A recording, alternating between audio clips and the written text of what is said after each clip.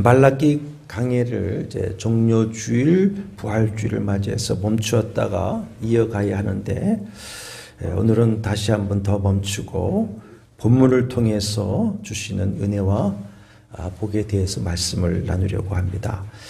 창세기 49장 전체의 내용은 야곱이 죽기 전에 그의 12 아들들에게 하시는 예언적 축복의 내용입니다.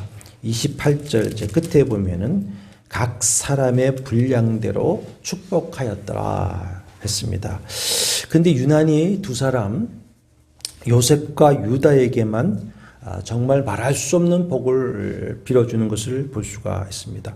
창세기 49장을 눈으로 보아도 알 수 있듯이 다른 지파에 대해서는 한 절에 불과하고 그나마도 축복이 아닌 내용도 포함되어 있기도 합니다. 그러나 유다와 요셉에 대해서는 5절씩에 걸쳐서 많은 말로 축복하고 있습니다. 야곱의 축복은 예언적 축복이고 그 예언적 축복이 그대로 성취되는 것을 통해서 하나님의 복 주신 것을 알 수가 있습니다. 오늘은 그 야곱의 12 아들 중 유다에 대해서 살펴보겠습니다. 사실 유다가 요셉보다 훨씬 더 많은 복을 받는 것을 보는데 좀 의외입니다. 창세기에서 요셉에 대해서 많은 말씀을 하고 있고 우리는 요셉에 대해서 많은 이야기를 읽고 들으면서 요셉이 다른 형제들보다 더 많은 복, 두 지파의 복을 받죠. 더 많은 복을 받는 것에 대해서 당연하다고 생각합니다. 그러나 유다가 요셉보다 더 큰 복을 받았다는 사실에 대해서 유다가 무슨 복을 받을 일을 한 것이 있는가 쉽게 수긍이 안 될 수 있습니다. 우리는 유다가 하나님의 복을 받는 내용을 통해서 하나님께서는 어떤 사람을 눈여겨보시고 복을 주시는지에 대한 귀중한 교훈을 얻게 될 수 있습니다. 오늘 말씀을 우리가 잘 듣고 여러분과 저도 유다와 같은 복을 받게 되기를 축복합니다. 야곱이 유다를 축복하기를 8절에 보시면 너는 내 형제의 찬송이 될지라 내 원수의 목을 잡을 것이요 내 아버지의 아들들이 내 앞에서 절하리라 합니다. 유다란 이름 의미 자체가 찬송입니다. 찬송. 야곱의 아내 레아가 루벤 스므온에 이어서 셋째 유다를 낳고는 여호와를 찬송하리로다. 여호와를 찬송하고 그 이름을 유다라 이름합니다.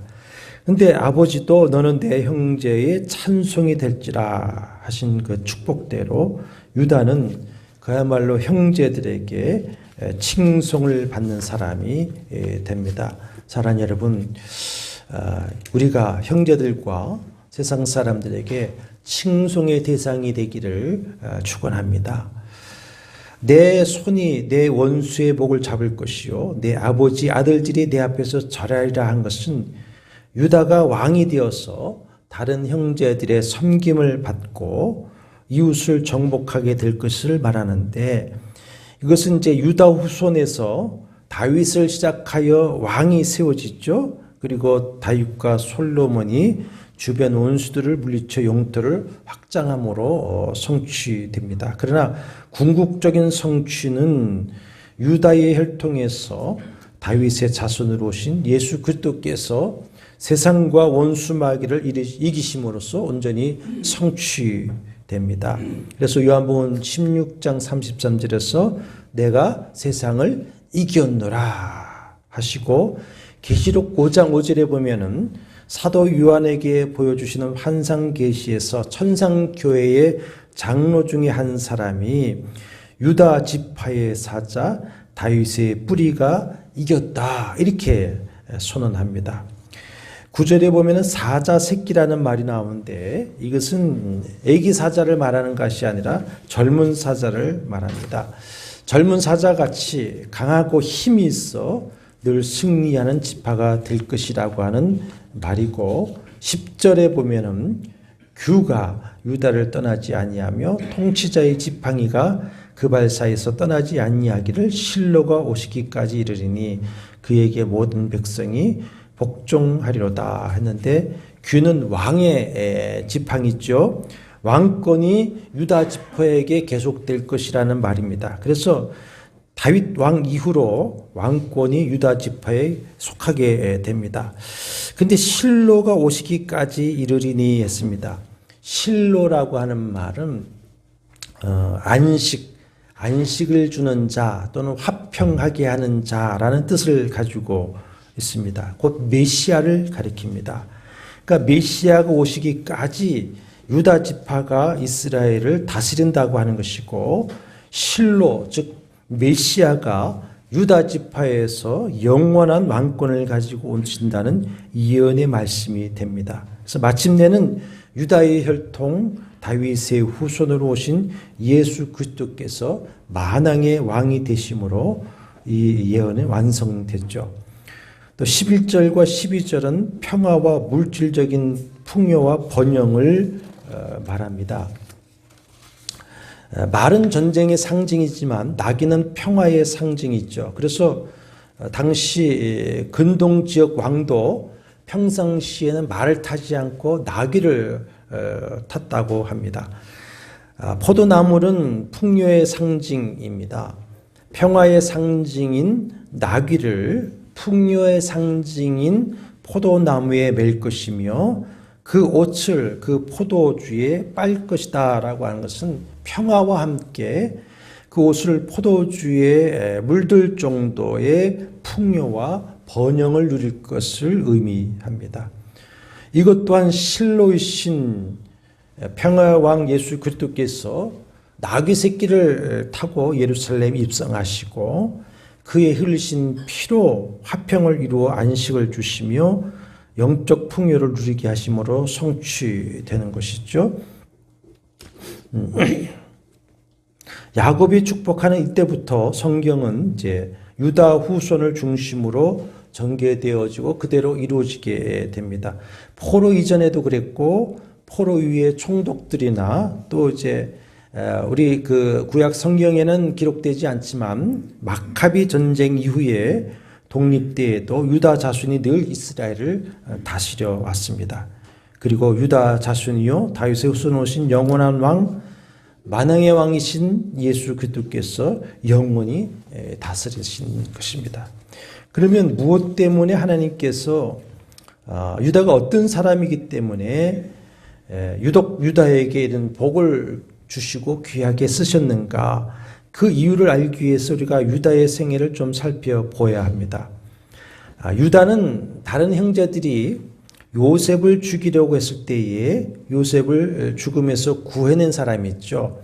형제들이 요셉을 미워하고 시기하여서 광야에서 죽이려고 할 때에 큰형 루벤이 차마 동생을 직접 죽이는 것이 아무래도 마음에 걸려서 요셉을 구덩이에 던지자고 제안을 합니다. 구덩이에 그냥 두면 사막에서 죽게 되겠죠. 그래서 유다는 요셉을 살리려고 하는 마음에서 차라리 지나가는 상인들에게 노예를 팔자 해서 요셉을 죽음에서 구해줍니다. 유다의 마음은 어떻게 해서든지 간에 이 요셉의 생명을 건져내고 싶은데 분위기상 그냥 살려주사는 되지 않으니까 노예로라도 팔자 이렇게 해서 요셉을 구하게 되는 것입니다. 그러나 비록 요셉을 죽음에서 구했지만 유다는 요셉 사건 후에 상당히 방황하는 삶을 살게 됩니다. 요셉이 짐승에 찢겨 죽었다고 하는 거짓 소식을 들은 아버지가 생각 이상 슬퍼하자 형제들끼리 서로 책임을 전가하면서 싸우죠. 그러다가 유다가 그만 마음이 상해서 집을 나가고 맙니다. 그것이 이제 창세기 38장에 나옵니다. 근데 38장은 참 이상한 장입니다. 37장부터 시작해서 마지막 50장까지 요셉의 행적을 중심으로 쭉 기록하고 있는데 그 중간에 유다에 대한 기사가 끼어져 있습니다. 그것도 유다가 무슨 잘한 내용이 실려 있는 것도 아니고 그의 불행과 부끄러운 행적이 장황하게 38장에 기록되어져 있습니다. 이것은 하나님께서 유다를 주목하고 계시다고 하는 것을 보여주고 있고, 또 유다가 실제로 어떤 사람인가를 우리에게 알려주시고자 하는 주님의 의도가 거기에 있죠. 아버지와 형제들 떠나 방황하던 유다는 가나안 사람 수아라고 하는 사람의 딸과 결혼을 합니다. 결혼을 통해서 마음을 잡고 삶을 정착하고자 했겠지요. 아들 셋을 낳았는데 유다의 가정생활은 행복하지 못합니다. 아들 셋의 이름을 보면은 첫째를 엘이다 했습니다. 엘은 깨다 일어나다 했고, 둘째는 오난인데 힘, 능력, 강함 이런 뜻을 가지고 있고, 셀라는 평화, 또 기도 이런, 우리가 시편을 읽어보다 보면은 가르치고 셀라 그랬죠. 왜 이렇게 아들의 이름들을 엘, 오난, 셀라라고 지었을까? 이제 많은 성경학자들은 지금 유다는 계속 마음에 뭐가 지금 죄책감으로 눌려 있습니까? 요셉입니다. 요셉. 그래서 요셉이 노예로 팔려갔지만 죽지 않고 살아서 강해지고 평화롭게 살기를 원하는 유다의 양심, 소원을 반영하여서 아들의 이름을 이렇게 지었지 않았겠는가, 이렇게들 말하는 것을 볼 수가 있습니다. 큰아들 엘이 다말이라고 하는 여인과 결혼했는데, 이 엘이 어떤 죄를 범했는지 모르지만 하나님께서 그를 악하게 보시고 죽이시죠. 그러니까 큰아들이 아이가 없이 죽으니까 이제 장자의 유업을 이어줘야 하기 때문에 당시는 이제 형사 취수 제도가 있었죠. 둘째 아들이 형수 다말에게 들어가 이제 아들을 낳아줘야 했습니다. 그래서 그 낳아준 아들이 죽은 아버지의 유업을 이어받아서 과부된 어머니를 복양하도록 한 것이 그 형사 취수 제도의 목적이죠. 근데 둘째 아들 오난이 생각해 보니까 아이를 낳아도 자기 아이가 되지 않습니다. 형의 아이가 아들이 됩니다. 그렇게 되면 그 아이가 장남의 유산 몫인 아버지의 유산 절반을 가져가게 되기 때문에 손해를 보는 일이 싫었습니다. 그래서 형수와 동침하다가 그만 땅에다가 설정을 하는데, 그것을 하나님께서 악하게 보시고 오난을 죽이시죠. 아들 둘이 죽으니까 유다가 이제 막내 셀라를 다말에게 주고 싶겠습니까? 주고 싶지 않죠. 또 죽을지 모르니까. 그래서 며느리 다말에게 셋째가 장성할 때까지 친정집에 가 있으라 해놓고는 셋째 아들 셀라를 통해서 다말에게 자손을 얻지 않게 합니다.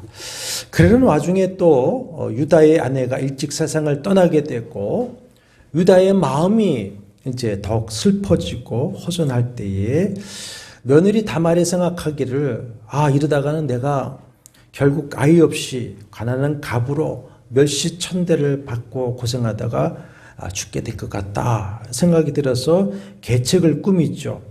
시아버지가 지나가는 길에 창녀로 분장을 하고 시아버지를 유혹합니다. 유다는 며느리인지를 모르고 창녀와 관계를 맺고, 나중에 내가 염소 새끼로 그 값을 치르겠다 하니까는 증표를 달라, 당신의 그 도장과 끈과 지팡이를 내 증표로 달라 하니까 그것을 주고 돌아왔는데, 그날 그만 아이가 들었습니다. 친구를 통해서 유다가 염소 새끼를 이제 그 여인을 찾아서 주라 했지만 가지만 찾을 수가 없습니다. 우리 동네에는 그런 창기가 없다. 이제 그러는 동안에 며느리가 행음해서 임신을 하게 되었다, 임신하였다 하는 용서할 수 없는 일이라고 판단이 되는 소식을 듣고 이제 며느리 다말을 형벌로 다스리기로 작정을 합니다. 그 당시 법은 그런 여인은 돌로 쳐 죽이는 것이지 않습니까? 그런데 다말이 제시한 증거를 통해서 그녀가 임신한 아이가 자기 아이라고 하는 사실, 또 며느리가 그런 행동을 한 까닭이 이제 자기가 셋째 아들을 며느리에게 주겠다는 그 약속을 지키지 않아서 된 일이라는 것을 이제 알게 됐죠. 그러나 그 일은 누구만 아는 겁니까? 며느리와 자기만 아는 일입니다. 자, 그렇다면 보통 사람들은 이런 상황이 벌어졌을 때에 어떻게 할 것 같습니까? 며느리와 유다만 알고 있는 이야기고 이 일이 드러나면 참 충격이고 파문이고 수치스러운 거 아닙니까? 그래서 유다도 친구에게 염소 새끼를 주어 보낼 때 그 창기를 찾을 수 없다 하니까는 그만 덮자. 수치스러우니까 덮자. 이렇게 말을 합니다. 그러니까 보통 사람 같으면 일이 너무나 충격적이고 부끄러운 일이기 때문에 감추기 급급하겠죠. 나는 모르던 일이다. 양심을 속이고 서로들로 다만을 간음죄로 몰아서 돌로 쳐 죽여 없앰으로써 자신의 허물과 수치를 영원히 감추려고 하였을 것입니다. 그 당시는 그렇게 할 수가 있죠. 그러나 유다는 그 순간에 며느리 다말에 대해서 뭐라고 하냐면 그는 나보다 옳다 합니다. 그는 나보다 옳다. 정직하게 자기의 잘못을 인정하고 선언함으로써 다말의 목숨을 건집니다. 이렇게 해서 다말이 아이를 낳게 되는데 쌍둥이를 낳습니다. 쌍둥이를 낳았는데 세레와 베레스입니다. 훗날 그 베레스의 혈통에서 다윗이 나게 되었고 그 후손에서 예수 그리스도께서 나신 것입니다. 얼마나 이 예언의 축복이 기가 막히게 성취되는 것입니까? 성경이 이 부끄러운 사건을 자세히 다루고 있는 이유는 이 사건을 통해서 유다가 어떤 사람인지 그리고 하나님께서 왜 유다에게 그런 복을 주셨는지를 알 수 있기 때문에 그렇습니다. 자, 다말이 살 수 있었던 것은 유다가 자신의 잘못에 대해서 정직하였고 며느리가 나보다 옳다 선언해서 그녀를 살려주었기 때문이죠. 하나님께서는 이 모습을 주목하시는 것입니다. 유다에게 허물과 죄가 없어서가 아니라 그 정직한 양심과 진실한 마음을 보시는 것이죠. 그의 후손 다윗이 하나님 마음에 합한 자라고 여김을 받았는데 그 다윗 역시 어떻게 보면 용서받을 수 없는 죄를 범하지 않습니까? 그러나 그 마음에 간사함과 거짓이 없고 정직한 양심, 진실한 마음을 보시고 그 허물과 죄를 사하시고 은혜를 베풀어 주시는 것입니다. 그것이 시편 32편, 시편 51편 다윗의 회개시에 잘 기록되어 있지 않습니까? 또한 유다는 요셉에게도 그랬고 또 다말에게도 그랬고 다른 사람을 살리는 일에도 적극적으로 나섭니다. 자신의 부끄러운 것 다 드러내고 고백하고 인정하면서 다른 사람을 살리는 역할을 하죠. 무슨 정신입니까? 십자가 정신입니다. 정직, 진실, 희생, 헌신의 정신. 하나님께서 그를 마음에 들었던 것이 이런 것들입니다. 세상에 임한 7년 대 흉년 때에 기근이 들어서 곡식을 사러 애굽으로 내려가야 하는데 가서 이제 곡식을 조금 사왔죠. 다시 내려가야 되는데 막내 베냐민을 꼭 데려가야만 했습니다. 애굽의 총리가 된 요셉이 자신의 정체를 감추고는 동생 베냐민의 소식, 아버지의 소식을 듣고 싶어서 그 형제들에게 가족을 쫙 묶고는 그러면 너희가 다음에 올 때는 그 막내를 꼭 데려오지 않으면 내가 곡식을 주지 않겠다. 그렇게 했기 때문에 막내를 데려가야 됩니다. 근데 아버지가 자기가 사랑하는 막내마저 요셉처럼 잃어버릴까 아주 완강하게 거부하죠. 그때 유다가 나서서 아버지 야곱을 이렇게 설득합니다. 아버지, 제가 베냐민을 책임지겠습니다. 만일 어려운 일이 생기면 그 책임을 저에게 물으시고 제 아들 둘을 차라리 죽이십시오. 그 죄값을 제가 영원히 지겠습니다. 그러니까 온 가족을 살리기 위해서 유다는 사실 자기가 죽을 각오를 하는 겁니다. 가족을 위해서 자신을 희생하겠다고 나선 것이죠.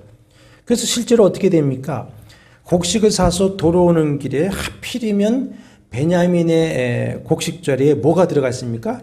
총리 은잔이 나와서 베냐민이 붙잡혀가는 상황이 되었을 때에 유다는 총리에게 자신이 동생을 대신해서 종이 되겠다고 났습니다. 베냐민을 돌려보내 주십시오. 그렇지 않으면 늙은 아비가 죽습니다. 베냐민 대신에 그 죗값으로 나를 대신 종 삼으십시오. 그렇게 나오는 바람에 결국은 이제 모두 살게 되지 않습니까? 하나님이 유다를 주목하시는 것이 이런 점들입니다. 요셉은 주어진 고난을 하나님에 대한 믿음과 순종으로 잘 이겨낸 사람이라면 유다는 어떤 사람입니까? 다른 사람을 살려낼 수 있다면 기꺼이 자기를 희생하려고 했던 사람입니다. 그러니까 유다는 예수 그리스도의 십자가 정신을 가지고 있었던 사람이죠. 사사기 1장에 보면은 이스라엘 백성이 가나안 땅을 정복하는 수많은 전쟁을 쭉 기록하고 있는데 그 전쟁 기사에 보면은 유다 지파가 항상 앞서는 것을 보게 됩니다. 전쟁할 때에 앞장서는 것은 그만큼 가장 많은 희생자를 내게 됐죠. 그런데도 유다 지파는 항상 앞장섭니다. 십자가를 지는 정신들이 있죠. 근데 신기하게도 인구 계수를 해보면 언제나 어떤 지파가 제일 많습니까? 유다가 제일 많습니다. 하나님께서 그 유다 지파에 창대하는 복을 주셨던 것이라고 저는 믿습니다. 여러분, 하나님께서 복을 주시는 것에 대한 정확한 이해를 해야 됩니다. 구원은 전적으로 은혜로 받는 줄로 믿습니다. 그러나 복과 상급은 심은 대로 행한 대로 받는 것이고 다윗처럼 하나님 마음에 합한 자가 되어야 됩니다. 그러면 어떻게 하나님 마음에 합한 사람, 기뻐하는 사람이 될 수가 있겠는가? 여러분, 세상에 죄와 허물이 없는 사람이 있습니까? 없습니다. 근데 주님께서 우리에게 요구하시는 것은 완전함이 아닙니다. 우리 인간은 육신을 입고 있는 동안에 누구나 죄와 허물 가운데 살아가고 결코 완전할 수가 없습니다. 다만 유다처럼 다윗처럼 거짓이 없는 진실 정직한 마음, 십자가를 지는 마음, 그것이 하나님께 합한 사람, 기뻐하는 사람이 될 수가 있는 것입니다. 예수께서도 마태복음 16장 24절에서 누구든지 나를 따라오려거든 자기를 부인하고 자기 십자가를 지고 나를 따를 것이라. 10장 38절에 또 자기 십자가를 지고 나를 따르지 않는 자도 내게 합당하지 아니하리라. 그러면 주님께 합당하다고 인정받는 사람은 어떤 사람입니까? 자기 십자가를 지고 가는 사람이 주님 앞에 합당히 여김을 받는다라고 하는 것입니다. 자기 십자가를 지는 사람이 하나님께 합당히 여김을 받고 하나님의 복을 받게 되는 것입니다. 우리가 단순히 나는 예수를 믿는다고 말하지만 정확하게 말하면 예수를 믿는다고 하는 것은 예수께서 자기에게 주신 그 십자가를 지고 예수를 따르는 것이 예수를 믿는 겁니다. 예수를 믿는 겁니다. 믿는다고 하면서 십자가를 지지 않겠다고 하는 것은 그는 예수를 믿는 것이 아닙니다. 그러면 우리가 져야 할 십자가가 무엇이겠습니까? 십자가는 사명이 있죠.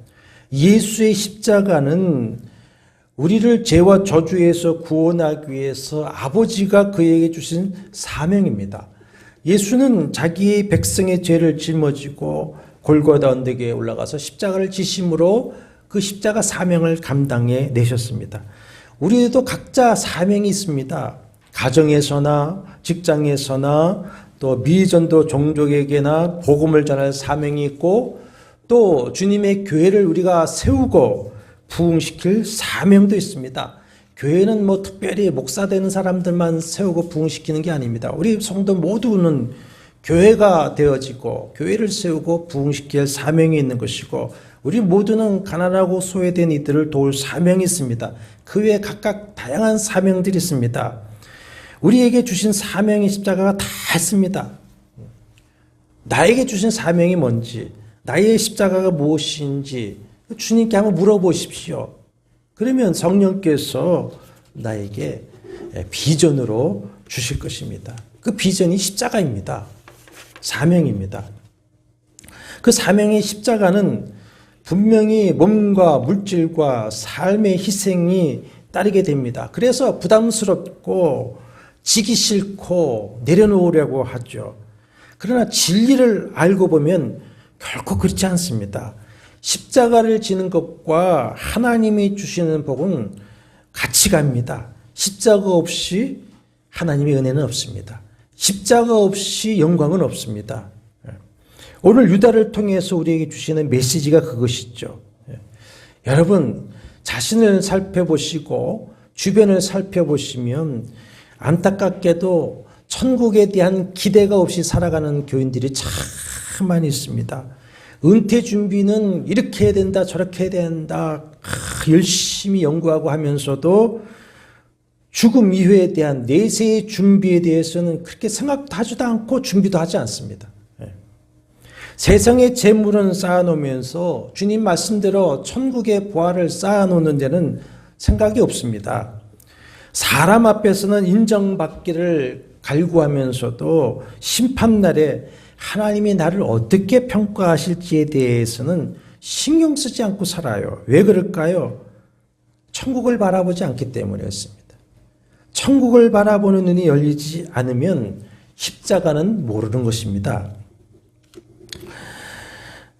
우리 한국교회의 순교자 주규철 목사님의 마지막 설교문 중에 이런 내용이 있습니다. 주님을 위하여 당하는 고난을 이제 내가 피하였다가 이 다음 주님이 너는 내 이름으로 평안과 즐거움 그리고 그 영광까지 다 받아들이고 내가 준 고난의 잔을 어찌하고 왔느냐 물으시면 나는 무슨 말로 대답하랴. 주님을 위하여 져야 할 십자가를 내가 이제 피하였다가 이 다음 주님께서 너는 내가 준 유일한 유산인 그 십자가를 어찌하고 왔느냐 물으시면 나는 훗날 무슨 낯으로 주님을 대하려. 그러므로 나에게는 일사각오의 신앙이 있을 따름이다. 주기철의 마지막 설교는 일사각오였죠. 일사각오. 우리는 편안한 것과 평안을 혼동합니다. 편안한 것과 평안은 다르죠. 편안한 것과 행복 다릅니다. 편안한 것이 꼭 행복은 아닙니다. 여러분, 육신이 편안하다고 해서 행복해 하십니까? 그렇지 않습니다. 십자가를 지면 분명히 몸이 힘들고 물질도 소비해야 되고 때로는 마음도 힘듭니다. 마음도. 지지 않으면 몸도 편하고 마음도 편할 수도 있고 물질도 소비하지 않을 수 있습니다. 그러나 전자와 후자를 비교할 때 누가 주 안에서 행복하겠습니까? 십자가 지지 않은 사람은 편안할 수가 있을 것입니다. 그러나 특별한 간증도 감격도 없을 것입니다. 신앙하는 삶의 의미와 보람이 없을 것입니다. 십자가 지는 사람은 시간과 물질을 희생하고 육신은 많이 피곤할 겁니다. 마음도 많이 아파질 것입니다. 그러나 누가 행복할 것이냐? 십자가 지는 사람입니다. 받는 사람이 행복하다 그랬습니까? 주는 사람이 행복하다 그랬습니까? 주님이. 주는 자가 복이 있다고 하셨습니다. 여러분, 교회에서 가장 힘든 사람이 누구겠습니까? 이름도 없이 빚도 없이 대가를 바라지 않고 섬기는 사람입니다. 그러면 교회에서 행복한 사람이 누구겠느냐? 이름 없이 빚도 없이 섬기는 분일 것입니다. 교인들을 주님을 섬기듯이 섬기는 그 사람이 행복할 겁니다. 마음은. 그리스도를 본받아라고 하는 그 유명한 책을 쓴 토마스 아킨퍼스가 말합니다. 참고 순종하며 십자가를 져라. 그리하면 마지막에는 그 십자가가 너를 져줄 것이다. 꼭 명심하셔야 됩니다. 지금은 비록 어렵고 힘들어도 십자가를 지면 언젠가는 그 십자가가 나를 져준다고 하는 것이에요. 그 무거운 십자가가 나를 죄와 세상과 절망과 좌절과 시련의 물살에 떠내려가지 아니하도록 내가 지는 그 십자가가 나를 붙들어 주는 겁니다. 예를 들어서 아픈 말씀이지만 과부되고 가난한 어머니에게 자식들은 어린 자식들은 참 감당하기 힘겨운 십자가일 겁니다. 그러나 그 자식이 없으면 그 어머니는 살 수 없습니다. 그 십자가인 자녀가 그 어머니를 살게 하는 거예요. 살게 하는 게. 교회의 직분이 그렇습니다. 예. 교회의 이 직분 때문에 주님 앞에 낮아지고 주님을 가까이 하게 되고 주님을 붙들고 의지하게 되고 이것 때문에 우리가 세상의 욕심을 내려놓고 거기에 떠내리지 않게 되는 것입니다. 가정에 십자가를 지는 한 사람만 있다고 할지라도 그 가정은 망하지 않을 줄로 믿습니다. 십자가 지는 한 사람이 그 가정을 결국에는 회복시키고 세우게 될 것입니다. 아무리 가정에 어려운 문제가 있어도 십자가 지는 그 한 사람이 있으면 그 가정은 주님으로 인해서 다시 회복되고 살 줄로 믿습니다. 반드시 일어나게 됩니다. 교회도 마찬가지입니다. 진정으로 십자가를 지는 한 사람만 있으면 교회는 다시 삽니다. 다시 일어날 것입니다. 유다 같은 사람만 있으면 삽니다. 다시 회복됩니다. 베냐민의 곡식 자료에서 총리의 은잔이 나오는 바람에 이제 베냐민이 도둑으로 붙잡혔는데 베냐민만 붙잡히는 것이 아니라 다 죽게 되었습니다. 살 길이 없어졌습니다. 이 사태를 어찌할 것이냐. 그러나 어찌할 것이냐라고 보이지 않는 이유는 뭐냐.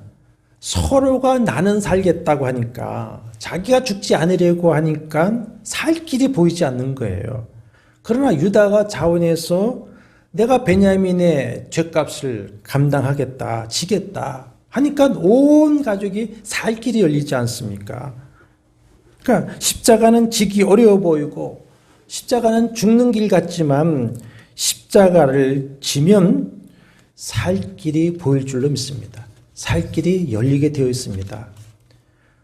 예수께서 마태 16장 24절 25절에 누구든지 나를 따르거든 자기를 부인하고 자기 십자가를 지고 나를 따를 것이니라. 누구든지 제 목숨을 구원하고자 하면 잃을 것이요 누구든지 나를 위하여 제 목숨을 잃으면 찾으리라 했습니다. 유다 보십시오. 요셉이 죽을 위기에 빠졌을 때에 가만히 있을 수가 없죠. 예. 또 며느리 다말이 죽을 처지했을 때에 자기만 살겠다고 하지 않습니다. 베냐민이 도둑으로 몰려서 붙잡혔을 때에 자기 자신이 종이 되겠다고 하고 온 가족을 위해서 자기가 죽겠다고 합니다.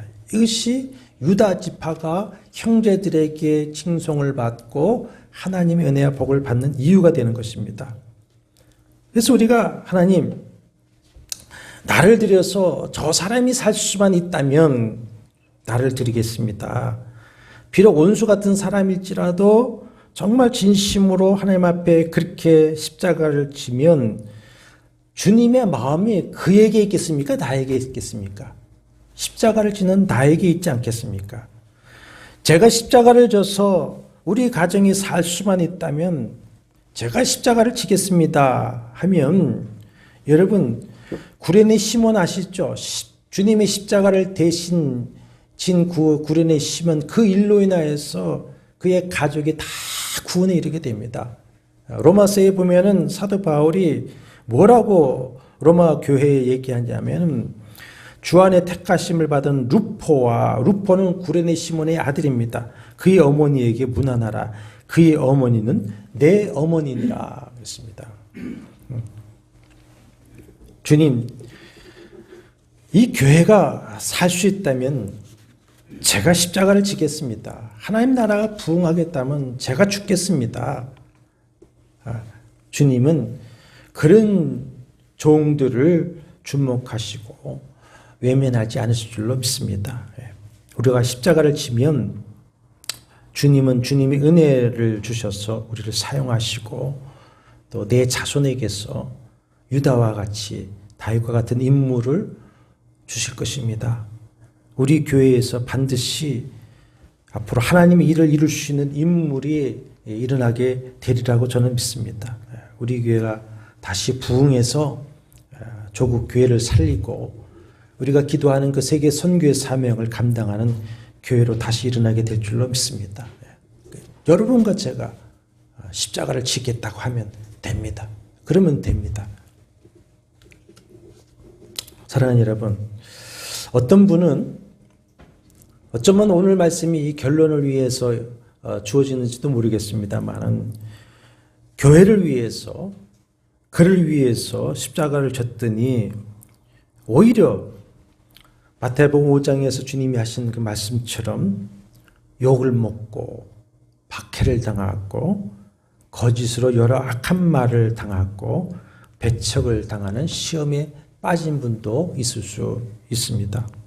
그런 성도를 향해서 주님 뭐라고 하십니까? 너희에게 뭐가 있다? 복이 있다. 복이 있다. 기뻐하고 즐거워하라. 천국이 너희 것이요 하늘에서 너희 상이 크다 하셨습니다. 사람은 몰라도, 사람은 몰라주어도 주님은 아십니다. 주님이 알아주십니다. 계시록 2장 18절 19절에 보면 그 눈이 불꽃 같고 그 발이 빛난 주석 같은 하나님의 아들이 이르시되 내가 내 사업과 사랑과 믿음과 섬김과 인내를 아노라 했습니다. 아노라. 사람은 몰라줘도 주님은 알아주십니다. 알아주십니다. 그러면 되지 않습니까? 그리고 로마서 8장 17절 18절 말씀처럼 주님과 함께 십자가를 지고 고난을 받았으니 장차 현재 고난과는 비교할 수 없는 영광을 주님과 함께 받을 것을 믿으시길 바랍니다. 우리는 이 땅에 부귀영화를 바라면서 신앙생활하는 거 아니지 않습니까? 천국을 바라보고 주님을 바라보고 살아가는 것입니다. 십자가를 짐으로 자기 백성을 살리신 주님은 십자가 지는 성도를 주목하시고 사랑하시고 당신의 은혜와 복을 주셔서 끝끝내 사용하실 줄로 믿습니다. 그래서 정말 십자가를 접으면 몸도 힘들기도 하고 많은 희생이 따르지만 말할 수 없는 주님의 위로가 임하는 것을 느낄 수가 있습니다. 말할 수 없는 위로가. 그 말할 수 없는 위로와 그 은혜와 주님의 주시는 것들이 부어지는 것을 우리가 체험하게 되는 것입니다. 십자가를 지게 되면.